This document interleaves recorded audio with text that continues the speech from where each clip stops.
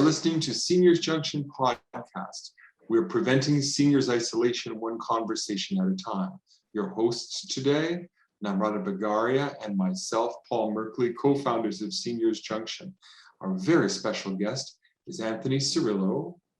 He's a contributor to US News, and he's the president of the Aging Experience. Welcome, Anthony. Thanks for having me. Welcome. Glad to meet both of you. Thank you. Could you tell us a bit about yourself and what you do?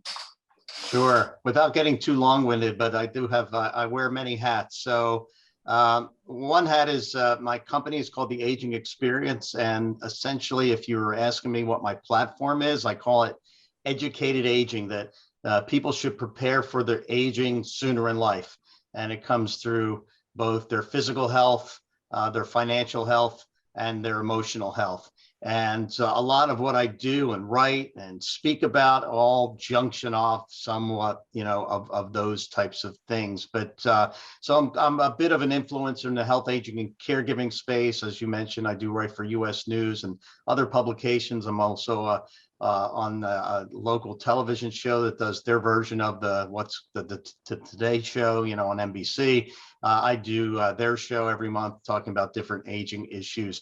My journey has been such that I've been a healthcare professional for longer than I want to admit, but I also I worked in hospitals in the Philadelphia area, but got involved in aging care basically because of music. I am a professional singer. I have, been in bands and performed all around the country and have recorded in Nashville and things like that. And when I got out of nightclubs and casinos and whatever, I went into senior care and started singing for folks. And, it sort of changed the trajectory of my life and the fulfillment I was giving and getting. So music is an integral part of what I do when I go out and speak. And also it's part of something that I've just launched called Sage Stream, which is a senior entertainment and education network that sort of brings full circle a lot of what I'm doing. But, I've become, and,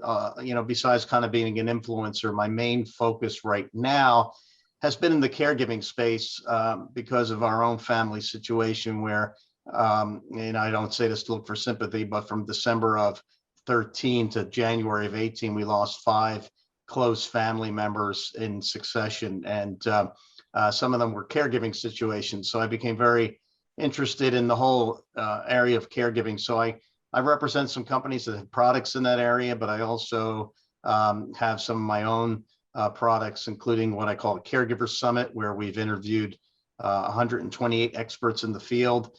In what I call 9 or 12 categories of journey, a journey of the caregiver from before you become one to after the journey's over. So several different hats, but all in the aging space and just trying to help people to think and plan about all these issues sooner so that they don't, we can get out of aging always being a crisis for everyone. Have you found, may I ask, in planning that people tend to think first and more about the tangible questions like finances and health, physical health, and maybe less about intangible questions like emotional health?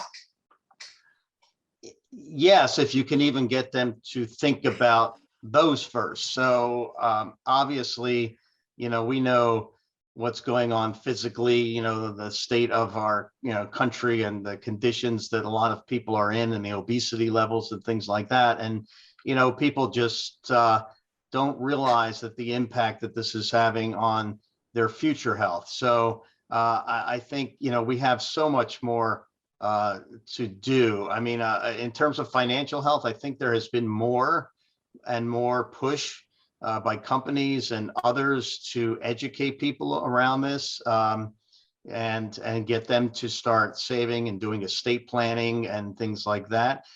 The emotional piece is an interesting one. I do a program, I'm so presumptuous, I call it The Meaning of Life, but I basically make 8 points about life that I've learned from elders that I've actually put in. I have a self-published book called Who Moved My Dentures, but it's essentially what have these people learned that they're living such a quality life? And it's the simple stuff, if you know about blue zones and some of the things they do in those areas, it's about socialization. It's about having purpose. It's about, staying connected. It's about lifelong learning. And so I've tried to incorporate these things in my own life, but I think those intangibles, as you mentioned, I think are probably even more important for longevity. And they include the physical part and spirituality. They probably don't include the financial piece, but certainly people have to be thinking of it. But when you're in the moment, when you're in the middle of pandemics and everything else going on, it's very hard to have people think about buying long-term care insurance or thinking that they're not going to need it because it's so far off. And yet we've seen early onset dementia with people I've seen it in their 30s. That's rare, but certainly 50s and 60s. And so, I don't have a clear, answer to that question. It's more anecdotal, but I feel that still 80% of the people just ignore it. And just like when you talk about long-term care settings and don't put me in the quote home, they're talking about an aggregate of things that are, we know as CCRCs or assisted living or, adult daycare centers or senior centers or aging in place, but it's people still group it as, this aging, mystique out there. So, and we got a lot of things to overcome in just ageism in our society. I mean, I experience it myself. I'm 64. I'm sure, others have experienced as well. So anyway, I would hope that people are more in tune with what you're asking here, but we have a long way to go. Thank you. And I think a lot of what you said resonates. And so my follow-up question is, you must have encountered a lot of isolation, senior isolation in the work that you do. And given that you have a breadth of experience, it would be interesting to understand it from your perspective. How do you see senior isolation? Well, I wasn't, I have a friend, Carol Marak, and she has I guess they call it an elder orphans group on Facebook, and she has grown that to thousands of members. So these are people who are aging in place. Some of them are totally isolated and disconnected. Obviously, groups like hers try to bring them together, but the statistics are pretty big. I mean, there's 8 million elder orphans, that are living alone, and I think COVID kind of has exacerbated a lot of this. And I don't want to get bogged down in research, but I broadcast a lot of things that I find on my social media. And the Philadelphia Inquirer had done a story that noted that isolation and loneliness had steepened during the pandemic. But frankly, I think it's steepened not just for seniors, and we could talk about that in a bit. But it's also meant that coming out of this is not, I don't think, what people thought it was going to be. There was another research done that said the recovery from the pandemic may take a long time. And basically the key sentence I took out from that was that recovery from isolation is hard and does not simply stem from increased social contact, right? So people are reevaluating relationships. I mean, frankly, I'm pretty transparent and open with people. My wife and I reevaluated a lot of things during COVID. We're in the Charlotte area. Our family's in the Philadelphia area. We had the pandemic. We had the politics. We had all of this going on. We seriously thought about moving because we felt so isolated in our own circles of friendship, or what were our friends. And frankly, we just made a decision that we love where we are. We can always get to our kids in Philly, and we're going to expand our group, of friends. And we have. And I wouldn't say they all agree politically with us, but it's a different vibe, because after a while it gets a little bit toxic. So I think what I'm seeing is that isolation has gotten even more exacerbated during COVID, and people are treading out just very cautiously. And now, of course, we have variants, And until we get all this under control, I think this is going to get worse than better. I mean, you still have people, you still can't do a whole lot of group activities in senior living, which is part of why I, have introduced Sage Stream as a hopefully another solution that people can use. But I think, we have a long way to go too with, and we'll get into, I guess, the solution piece, but intergenerational relationships that can help maybe solve some of this, because people are starving to want to talk to others and I think a diverse group of people. So I don't think people are aware of the statistics around it for sure, and or how long it's going to take to come out of what we're in. And so I think we just need to be mindful of it. Your remarks are very pertinent and right on the money. So you've articulated part of your vision for approaching it. Is there anything more specific or other that you'd like to add to your vision for dealing with the problem? Well, and again, it's not like I'm a mental health expert or anything like that, but I synthesize a lot of, I'm sort of an aggregator, and then I kind of get the information out there. But, one of the things I stressed on one of my recent TV appearances is that this isolation thing is not just about seniors anymore, right? And of course, with mental health in the Olympics and Simone Biles and all that, we're seeing more of these issues coming forth.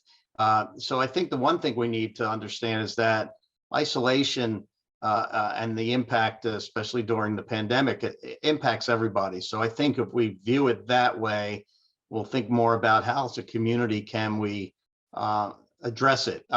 One tool I do talk about, it's a very baseline tool, but it's called Connect to Effect.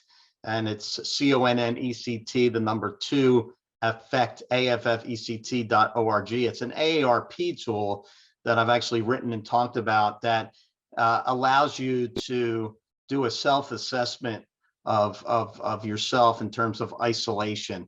And it asked, the baseline questions that also really turn out to be some of the solutions, like, do you have a social network? Do you have friendships? Are you involved in hobbies and activities? So obviously by answering that, you're also, you're getting the answer if you have a low score, what you need to do. Now, if you're isolated and can't get out, how do you build those friendships? So I think there's more and more online groups that are connecting people, sort of like what you are doing, what I'm trying to do. So I think there are ways to address people who can't physically get out, but then there's others who choose. I mean, there's people who live in assisted living who are able-bodied, who choose not to want to go down to the community dining room or the community activities, and for whatever reasons that they're isolated in their own minds and being. So these are valid things, and it gets back to the main point.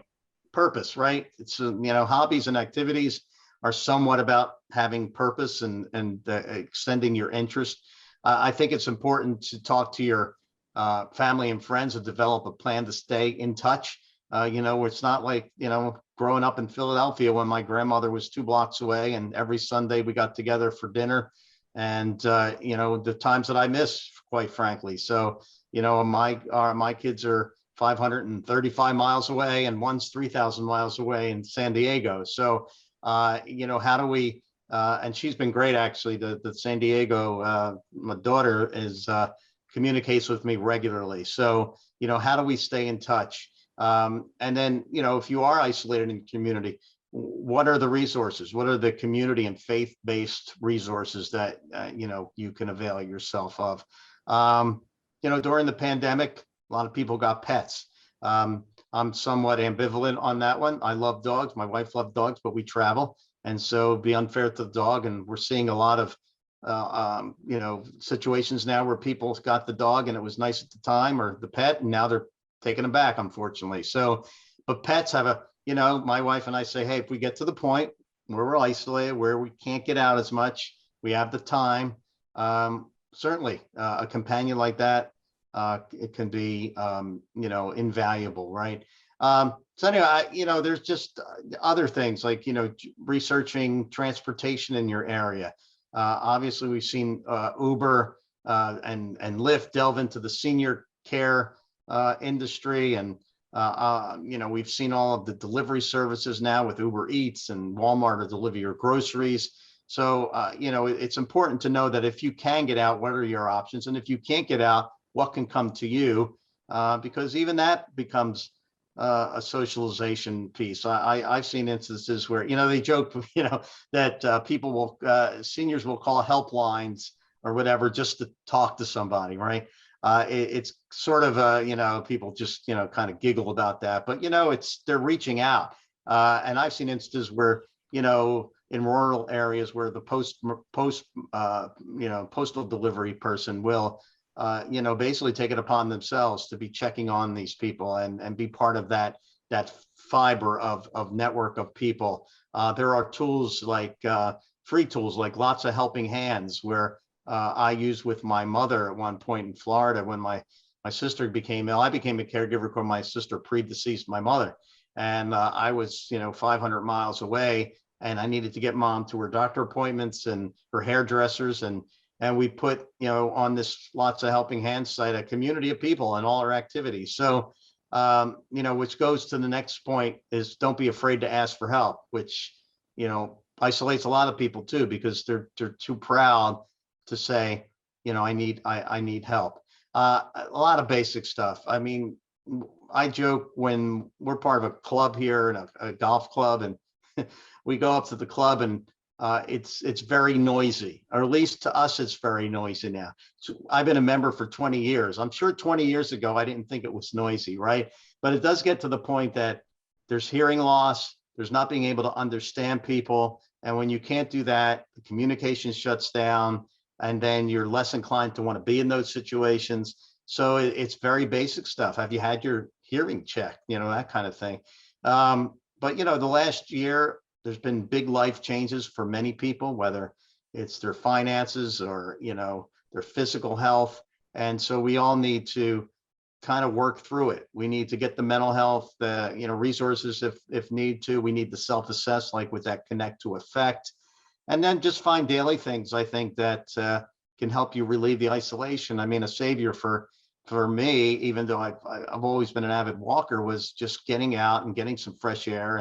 And even if you were, social distance from the people who were you were walking with, or the people coming up the other way, at least every day you saw familiar faces that were part of it. So again, just that assessment just can really lead to some just basic changes that you need to make in your life without getting too far flung. And but I think again, it get back to how do we relieve isolation, no matter what our circumstances, even if we can't physically go get out or don't desire to. Do you feel that the diminished role of religion in our society has left a gap? Wow, that's a loaded question. That's a big one, right? Well, hey, what the heck? I mean, let's face it. There's been some intermingling between religion and politics that is unfortunate. So I think that starts to alienate people. My wife is, we're in the Catholic religion, and when she was caregiving for her mother, went to church, and basically the priest started preaching about politics and who they needed to vote for. So I think when you have situations like that, it does turn you off to formal religion, perhaps.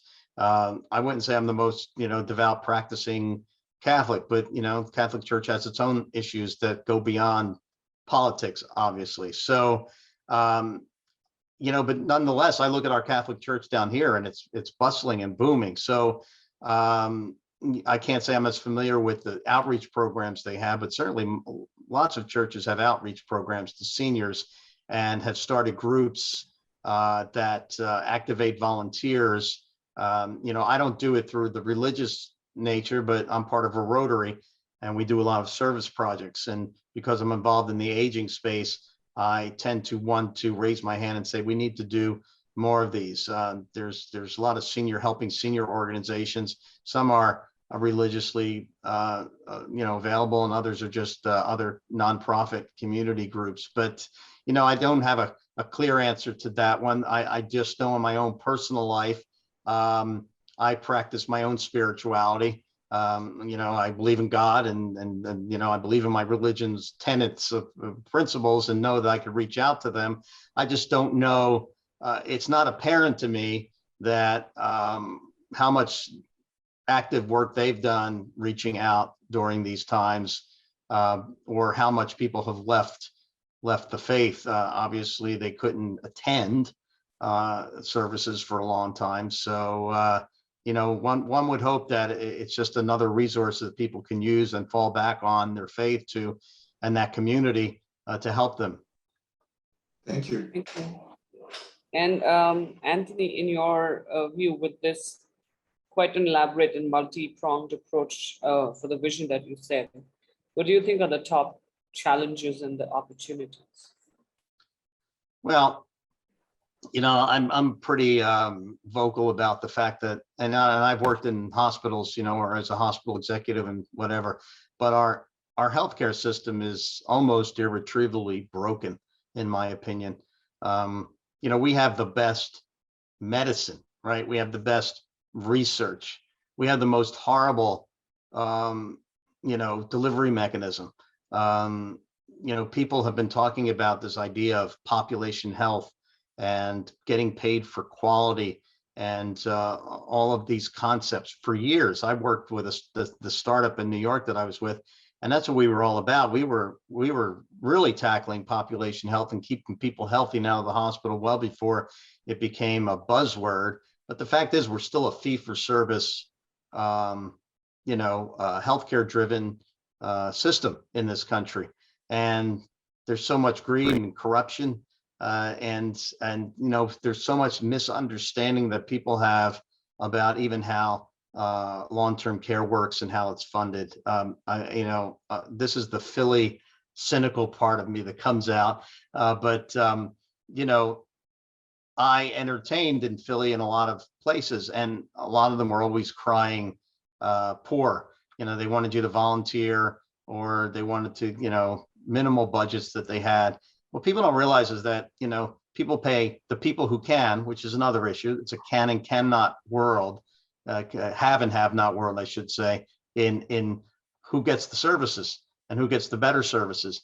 But people, pay from $3,000 to $12,000 a month to live in an assisted living, and they're crying that they can't afford, a budget for their activity director. But it's all predicated on the fact that that particular company may not be making money, but all the other companies underneath them that are part of the company, the laundry, the IT, the HR, the payroll, they're all making money. So there's a lot wrong with our healthcare system and the delivery mechanism. And I think that's always going to alienate people, isolate people. It's going to provide care for the ones who can afford it. And I'm fortunate enough to, be able to, and I'm sure, looks like you probably are as well. And we're very fortunate, but there's so many people that can't. So, I was on the chair of the board of it's called Lake Norman Community Health Clinic here in our own community. We don't realize, even in our own app, and this is a pretty affluent area, how many people are in need that you would have no awareness of. So I just think the whole healthcare funding, I'm 64. I just can't wait to be 65 because I want Medicare. I have a single individual healthcare plan. And, I don't know what I'm paying a month, $800,000 a month with a $7,000 deductible. So do the math. You're paying $40,000 out of your pocket before you get a service. I just went to the dentist for a root canal. I have minimal dental insurance, and that was $1,400. So, you talk about things that can contribute to desperation and mental health issues. And we've seen bankruptcies. Most of the bankruptcies in the country are because of medical emergencies. So that's always going to be a challenge until something is done. I'm all for the universal medicine and paying a little bit higher taxes, because that's what they do. People don't realize they get those services in Europe, but they pay a much higher tax rate than we do. But you got to weigh it. But until it impacts you, right? My mother was down to her last $20,000 before she passed, And I was, we were beside ourselves about, as she gets out of this next hospital stay, she was 94, by the way. What are we going to do? So I think that's always going to be a thing. I think I touched on as a challenge, ageism, and kind of paying attention to this age group in general, because it's a real thing. It could be, certainly even with policies in place in workplaces, and it's still a real thing, no matter what policies you have in place. I think we have a big thing about, and healthcare is notorious for this, the non-invented here syndrome. So, if it hasn't been done in health, we're not open to these new ideas. But I think the opportunities are out there because there's so many people who are trying to address social isolation. When I started the Sage Stream, it was all about, based on the social isolation, plus all of the things that are going on in the industry, from people pulling people out of their nursing homes and lack of trust and just the employment issues. So I think there's room for a lot of nimble solutions that could be ramped up. And, I think healthcare, especially if in the senior sector, has to really get on board. I only have joked that you probably still find a VHS player or two in nursing homes. So, again, it's a have and have not world. And so, so I think there's opportunity. The big thing is getting people's attention. It is just so darn hard to get attention. And healthcare is a very slow sales cycle, right? Even if you have a champion, if they have a boss and then you get to the bean counters, it gets harder and harder. So I think that really calls for, working together collaboratively with others to move the needle and, get some advocacy going around some of these issues. And the more, we all need to be storytellers, I think, in some respects to, help people understand what's going out there. Because when you put a real human face on some of the problems that are out there, I think people can understand. And thankfully, with, organizations like the clinic that I was on the board of, or my Rotary organization, we all are grateful for what we have been given and know that we need to give back. So I think we need to develop more of that in our society. But I think with the pandemic, unfortunately, it was a great opportunity for everybody to reevaluate, right? I mean, even in the workplace, this whole idea of, the assisted living, the activities professional, assisted living. I mean, a lot of these people are realizing that they're not as valued as they should be in the organization. They can go and get $5 more somewhere else and not have to put a hazmat suit on and worry about COVID. So this whole reevaluation of worth and value, I think, is a very big discussion and a valid discussion to have right now that I think we need to address and honor. I mean, the people who are really doing the frontline work. If not, we're going to have the perpetual problem in home health care about getting nursing assistants to come into the homes. I mean, they're suffering, and we could just all I don't know about you, but we could just watch this take place, go to a restaurant in the last 2 months and try to get service. So there's this whole reevaluation of worth and value. And I think that all plays into this discussion. Mhm, mhm. Thank you. Thank you. What advice do you have for our company? I did take a look at what you were doing. And so my first thing was, how do we work together? I mean, seriously, the pie is big enough, right? I just joined a local incubator mentor program, and my mentors, I've been telling them, I keep uncovering other, I've been calling them quasi or competitors, but there's in a lot of respects, they don't need to be competitors, because even if one of the solutions out there reaches 3,700 assisted living facilities, well, there's 16,000 of those and 16,000 skilled nursing, and there's up teen home healthcare agencies. And so I don't view, I view what you have as content. I view what I have as collecting content. So offline, I think that's a discussion because we're engaging roster members and gerontology programs and youth groups to do intergenerational. And I think when we all work together, it can be a great thing. I think, at the heart of what I've been most of my life is I've been a marketing guy. I was a marketing director in hospitals. So when I joined, I was on the board of the Dementia Action Alliance for many years. And a lot of these folks are policymakers and advocates, but unfortunately, they don't know a thing about marketing or the distinction between marketing and sales, which I always try to make to people.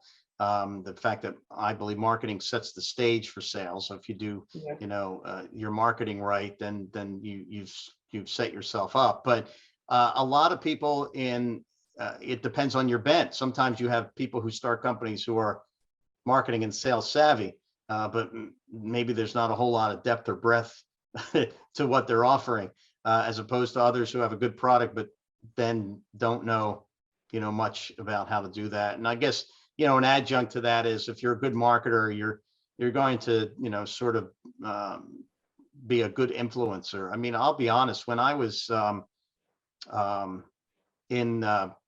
just starting out in aging care, I was not an influencer at all. And in many respects, I entered the game kind of late. But the one thing I knew I had was my ability to write, and to get people, I guess I write in an interesting enough way to get people to read it. And so that attracts attention to you. And that's how over the years I've been, have built a following.